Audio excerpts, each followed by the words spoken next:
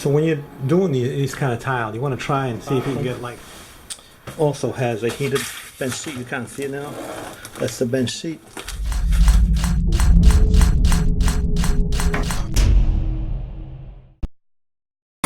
Okay, quick little video to show you what I'm working on. Large 24 by 24 inch porcelain tile that looks like a Carrara marble, and have all the grains going in same direction, trying to get them to line up as best we can. I mean, you can't get them perfect, but you want to try and get like a flow. So got the niche here, tile, just got to finish this wall over here and the ceiling, and then this one is my return wall, and then this wall here, and then that little return wall there, which is all going to have this Schluter metal on it, and the niche is going to have the hexagon tile, same as the floor. You can't see the floor right now because it's covered to keep it clean, and we got like 3 shelves. So this is what I'm working on, and I will show you what it looks like when it's done. I'm going to let you know this bathroom also has a heated bench seat. You can't see it now. That's the bench seat. This is the shower floor with a linear drain, and it's heated. The bench seat, the shower floor is heated. There's a heat wire coming out. The heat goes up and over through the floor up onto the bench, and this is the wire. And then there's going to be another wire, you know, Ditra HEat on the floor as well. So it's going to be heated shower floor, heated bench seat, and heated main floor. And the thermostat's going to go right up here. It's going to be 2 different wires. So just like I said, quick little preview. Just in case you haven't seen my videos before, my name is Schluter Ditra HEat, tile contractor in the Boston area. Check out my channel, has over 700 videos, almost 750 now, and check me out on Patreon. If you can support me, that would be great. But anyway, this is what I'm working on. I'm going to give you guys a quick little preview of this bathroom.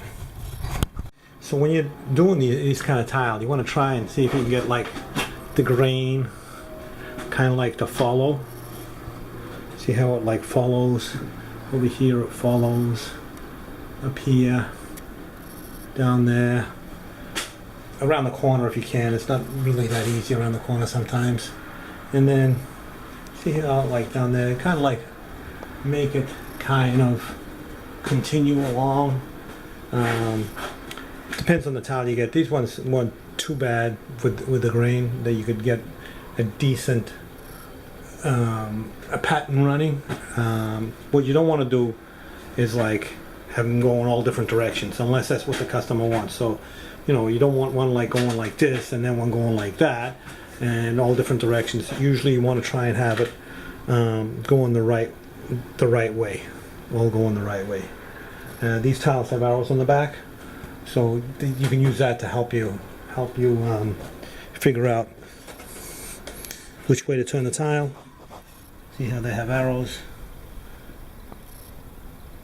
but that doesn't necessarily mean you have to follow that, because like some of these, to make them work, because arrows basically are going around like this, but some of these here I have to turn them the other way to get the grain to work.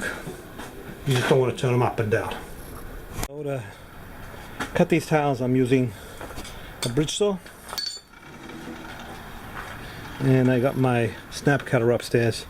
There's no room for this upstairs, so this is what I've been using. This is actually not mine. I have a 48-inch Ruby, which I loaned to a friend because he had some 48-inch tiles. This is a 32-inch Ramondi, and so we just swapped. So he can, you know, he can do his job, and I can do mine, and we both have the saws that we need. So, you know, when you got these big, huge tiles, these bridge saws really come in handy. And then I got my snap cutter for straight cuts upstairs. So like I said, I was doing all my difficult cuts or out cuts or anything that's not straight. Downstairs in my bridge saw, let me see if you can see way down there, and all my straight cuts on my Montolit cutter. So don't have to run downstairs for the straight ones. You can see how narrow you can cut these. Anyway, this is the bathroom. Let me go mix some thin set and get working on this. Okay, so this is going in the back of a niche. So instead of trying to put these all in a sheet at a time, I got a piece of 3/16 inch Kerdi board and cemented it a couple of days ago. Cemented it to the Kerdi board. I marked the size, and I'm going to cut it out and fit it right in as one piece, and you know, into the back of the niche as one panel. Okay, so I got a cut.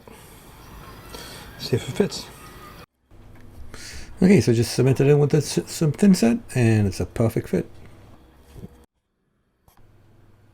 Okay, so this is the end result. Mosaic tile floor in the main area. The vanity still has to go in. It's all grouted. It's got a silver outer grout on the walls. The shower floor and the main floor haven't been grouted yet. I'm going to get to that on Monday. And but everything else is caulked. The walls are all, everything else is grouted. The walls are grouted. All the corners are caulked. And the shower floor, as I said, is not